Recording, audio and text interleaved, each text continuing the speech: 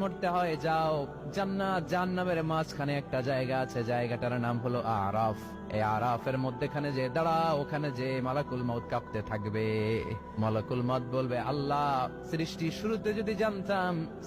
শুরুতে যদি জানতাম সবাইকে মৃত্যুদান করার পরে, রূহ কবজ করার পরে আমাকেও মরতে হবে, তাহলে এই কঠিন দায়িত্বের ব্যাপারে আপনার কাছে ক্ষমা চাইতাম। আজকে আমারও যে ভাগ্য বরণ করে নিতে হবে সৃষ্টির শুরুতে, আমি এটা কল্পনাই করতে পারি নাই। আল্লাহ বলবেন, নো টক, মুত ইয়া মালাকাল মাউত, মরে যা, মরে যাও।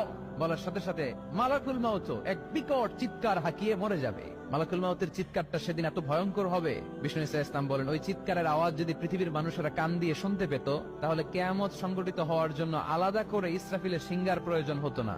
ওই চিৎকারের আওয়াজে প্রতিটা মানুষ কানের পর্দা ফেটে ওই জায়গায় লাশ হয়ে পড়ে যেত। এবার ডানে বায়ে সামনে পেছনে উপরে নিচে কেউ নাই, একজন ছাড়া। জোরে বলতে হবে, তিনি কে?